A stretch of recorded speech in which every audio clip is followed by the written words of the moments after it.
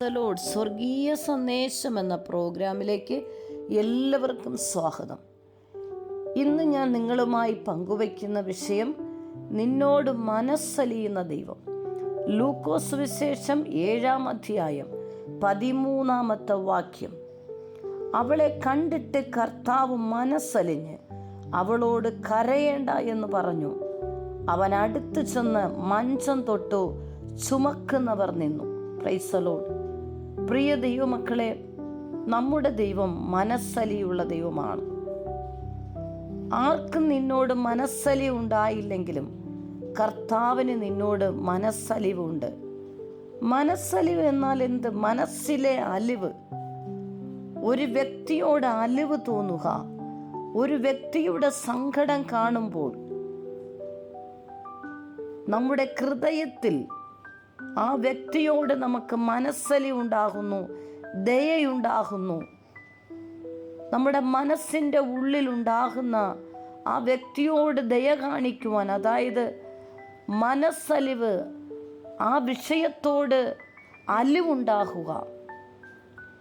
ഈ വചനഭാഗത്ത് കർത്താവായ യേശുവിനെ ഭാരപ്പെട്ട് മുന്നോട്ട് പോകുന്ന ഒരു കൂട്ടത്തെ കണ്ടപ്പോൾ, അതായത് ഭാരപ്പെട്ട് മുന്നോട്ട് പോകുന്ന ഒരു സഹോദരിയെ കണ്ടപ്പോൾ അവളോട് കർത്താവിന് മനസ്സലിവുണ്ടാക്കുകയാണ്. കർത്താവ് അവളോട് പറയുകയാണ്, മനസ്സലി ഉണ്ടായിട്ട് യേശു അവളോട് പറയുന്ന ഒരു വാക്ക് കരയേണ്ട എന്ന് പറഞ്ഞു. അപ്പം മനസ്സിൽ കരയുന്ന സഹോദരിയെ കണ്ടപ്പോൾ,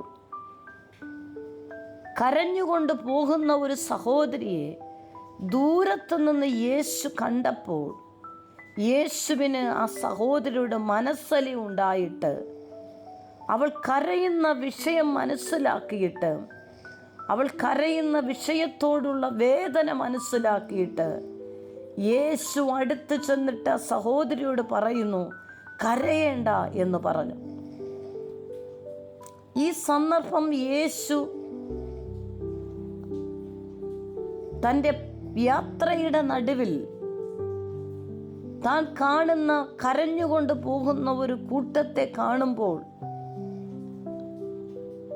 ആ കൂട്ടത്തിലുള്ള സഹോദരിയുടെ വേദന കണ്ടിട്ട് യേശുവിന് അവളോട് മനസ്സലി ഉണ്ടാകുന്നു. എന്തുകൊണ്ടാണ് യേശുവിന് അവളോട് മനസ്സലി ഉണ്ടാകുന്നത്? അവൾ കരയുന്ന വിഷയം ആർക്കും പരിഹരിക്കാൻ കഴിയാത്ത വിഷയമാണ്. കർത്താവായ യേശുവും തൻ്റെ ശിഷ്യന്മാരും നയീൻ എന്ന പട്ടണത്തിലൂടെ പോകുമ്പോൾ വളരെ പുരുഷാരം കൂടെ പോകുകയാണ്. അവൻ പട്ടണത്തിൻ്റെ വാതിലിനോടടുത്തപ്പോൾ, അതായത് ഒരു പട്ടണത്തിൽ നിന്നും, നയീൻ എന്ന പട്ടണത്തിൽ നിന്നും അടുത്തൊരു പട്ടണത്തിൻ്റെ വാതിലിനോട് അടുക്കുമ്പോൾ, പട്ടണത്തിൻ്റെ വാതിലിനോട് അടുത്തെത്തുമ്പോൾ മരിച്ചുപോയ ഒരുത്തനെ പുറത്തു കൊണ്ടുവരുന്നു. അപ്പോൾ ഈ പട്ടണത്തിലേക്ക് പ്രവേശിക്കുവാൻ യേശുവും ശിഷ്യന്മാരും അടുക്കുമ്പോൾ, പട്ടണത്തിനകത്തു നിന്നും മരിച്ചുപോയ ഒരുത്തനെ പുരുഷാരം ചുമന്നുകൊണ്ട് വരികയാണ്. ഈ ചുമന്നുകൊണ്ട് വരുന്ന കൂട്ടത്തെ യേശു ശ്രദ്ധിക്കുമ്പോൾ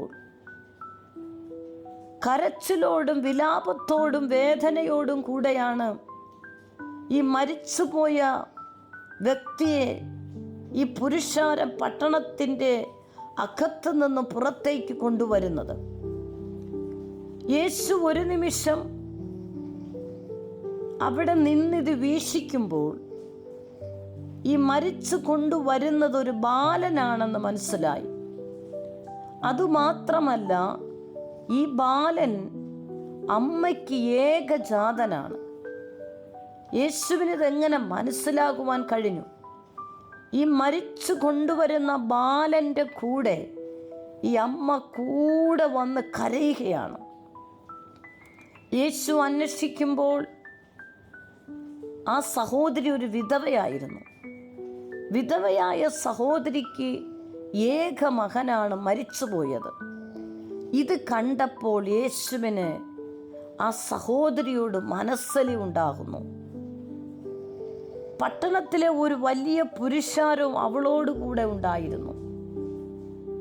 ഈ ബാലൻ, മരിച്ചുപോയ ബാലനെ ഈ പുരുഷാരം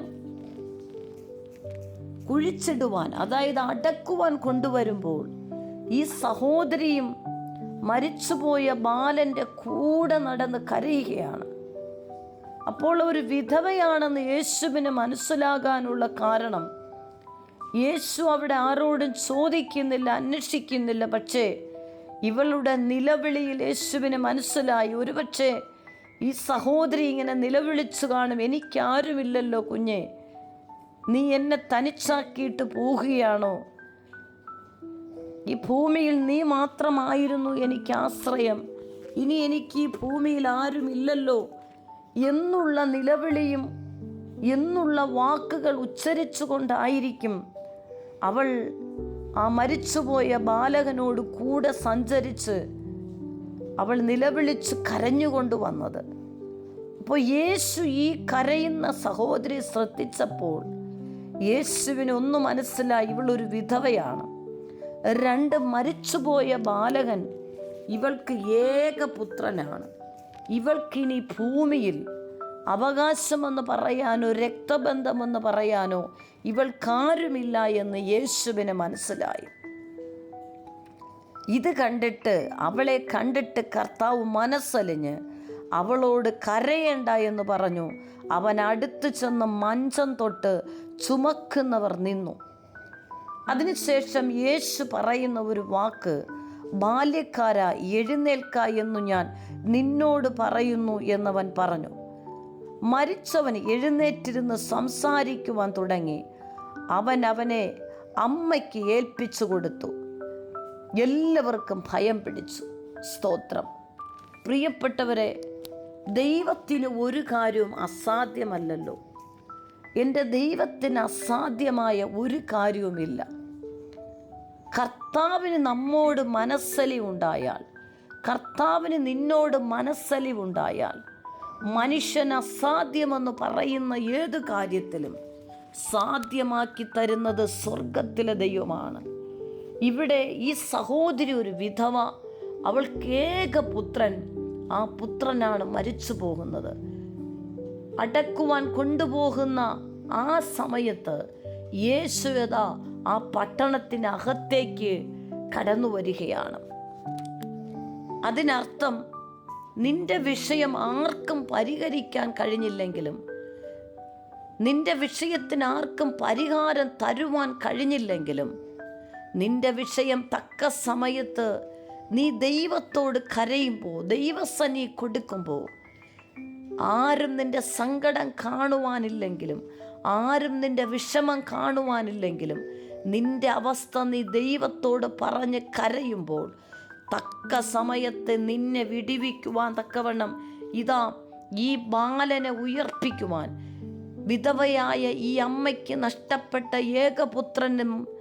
പുത്രൻ്റെ ജീവനെ മടക്കി കൊടുക്കുവാൻ തക്ക സമയത്ത് ആ പട്ടണത്തിൻ്റെ വാതിൽക്കൽ യേശു എത്തുകയാണ്.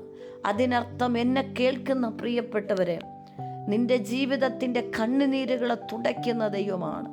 നീ കരയുമ്പോൾ നിന്നോട് കരയേണ്ട എന്ന് പറയാൻ തക്കവണ്ണം ഈ ഉലകത്തിലും പ്രപഞ്ചത്തിലുമുള്ള ഒരേ ഒരു വ്യക്തി നസ്രയനായ യേശു ക്രിസ്തു.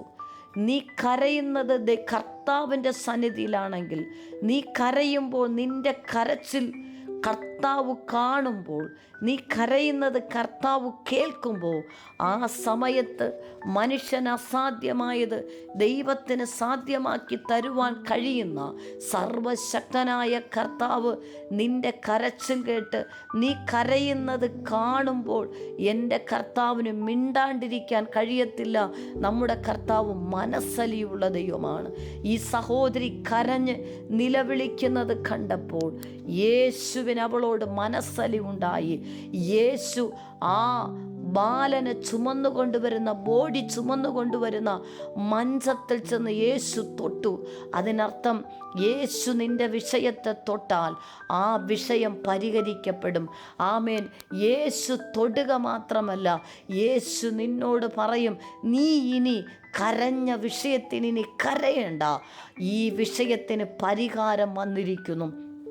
ആർക്കും ചെയ്തു തരാൻ കഴിയാത്തത്, ആർക്കും പരിഹരിച്ചു തരാൻ കഴിയാത്തത് യേശു നിൻ്റെ വിഷയത്തിൽ തൊട്ടാൽ. ആമേൻ. യേശു 2 കാര്യം ഇവിടെ ചെയ്യുന്നുണ്ട്.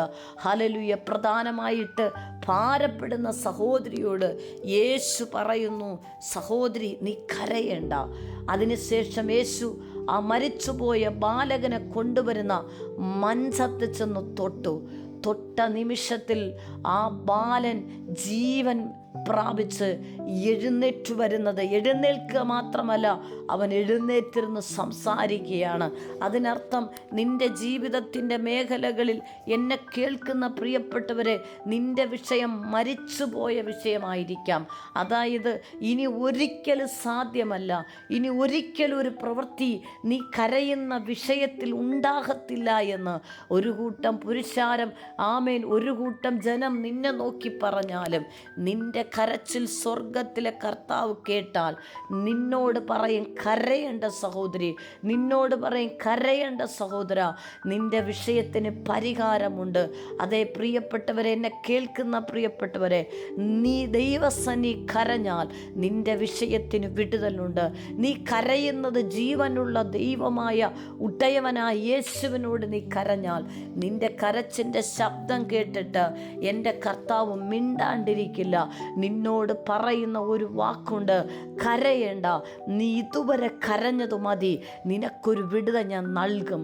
എന്നെ കേൾക്കുന്ന പ്രിയപ്പെട്ടവരെ, കരയുന്ന വിഷയത്തോട് പരിശുദ്ധാത്മാ പറയുന്നു, നീ ഇനി ഈ വിഷയത്തിന് കരയേണ്ട, ഈ വിഷയത്തിന് ഞാൻ പരിഹാരം ചെയ്തു തരും. നമ്മൾ ഒത്തിരി കരഞ്ഞ് പ്രാർത്ഥിക്കുന്നവരാണ്. എന്നെ കേൾക്കുന്ന പ്രിയ ദൈവമക്കളെ, നീ ദൈവസന്നിധിയിൽ കരയുന്നുവെങ്കിൽ അത് വൃഥാവല്ല. നീ ദൈവസന്നിധി നിൻ്റെ വിഷയം സമർപ്പിച്ച് കണ്ണീരോടെ നീ കരയുവാൻ തയ്യാറായാൽ യേശു നിന്നോട് മനസ്സലിഞ്ഞിട്ട് പറയും, ഈ വിഷയത്തിന് നീ കരഞ്ഞതു മതി, ഇനി നിൻ്റെ വിഷയത്തിൽ പരിഹാരം വെളിപ്പെടുകയാണ്. ബാല്യക്കാരനെ തൊട്ടപ്പോൾ അവൻ മരിച്ചുപോയ ബാല്യക്കാരൻ ജീവൻ തിരിച്ചു കിട്ടി, അവൻ എഴുന്നേറ്റ് സംസാരിക്കുവാൻ തുടങ്ങി. കർത്താവ് ചെയ്ത അത്ഭുതത്തെ കണ്ട് മറ്റുള്ളവർ ഭയപ്പെടുവാനിടയായി. അതിനർത്ഥം മനുഷ്യൻ അസാധ്യമെന്ന് പറയുന്ന വിഷയം ദൈവസന്നിധി നീ കരയുമ്പോൾ കർത്താവ് നിന്നോട് മനസ്സലിഞ്ഞ് ആ വിഷയം കർത്താവ് നിനക്ക് വേണ്ടി ചെയ്തു തരുമ്പോൾ, അസാധ്യമെന്ന് പറഞ്ഞ മനുഷ്യൻ ദൈവത്തിൻ്റെ പ്രവൃത്തി കണ്ട് ഭയപ്പെടത്തക്കവണ്ണം സ്വർഗം നിനക്ക് വേണ്ടി പ്രവർത്തിക്കും. ദൈവസന്നിധി കരയുന്ന പ്രിയപ്പെട്ടവരെ, നീ കരയുന്നത് മതിയാക്കരുത്. നീ കരയുന്നത് വൃഥാവല്ല. നീ കരഞ്ഞിട്ട് പരിഹാരമില്ല എന്ന് നീ നിരാശപ്പെടരുത്. കർത്താവ് നിന്നോട് പറയും, നീ ഈ വിഷയത്തിന് കരഞ്ഞത് സ്വർഗത്തിലെ ഞാൻ കേട്ടു, ഞാൻ കണ്ടു. ആ വിഷയത്തെ ഞാൻ തൊടാൻ പോവുകയാണ്, ആ വിഷയത്തെ തൊട്ട് ഞാൻ വിടുവിക്കാൻ പോവുകയാണ്. ഭാരപ്പെടുന്നവരോട് പരിശുദ്ധാത്മ പറയുന്നു, നിൻ്റെ വിഷയത്തെ തൊട്ട് നിന്നോട് പറയുന്നു, കരയേണ്ട, പരിഹാരം നിനക്ക് ലഭിക്കുന്നു. പരിശുദ്ധ കർത്താവേ, ഈ ശബ്ദപ്രകാരം സമർപ്പിക്കുന്ന ജനത്തിനായി പ്രാർത്ഥിക്കുന്നു. ഈ വചനപ്രകാരം നിങ്ങൾ ആര് പ്രാർത്ഥിക്കുന്നുവോ, നിങ്ങളുടെ വിഷയത്തിൽ ഇതാ അസാധ്യമായത് വെളിപ്പെടുന്നു. യേശു നിന്നോട് പറയുന്നു, നീ കരയേണ്ട, നീ ഭാരപ്പെടേണ്ട, നീ പ്രയാസപ്പെടേണ്ട, നിനക്ക് വേണ്ടി ഞാൻ പ്രവർത്തിക്കും.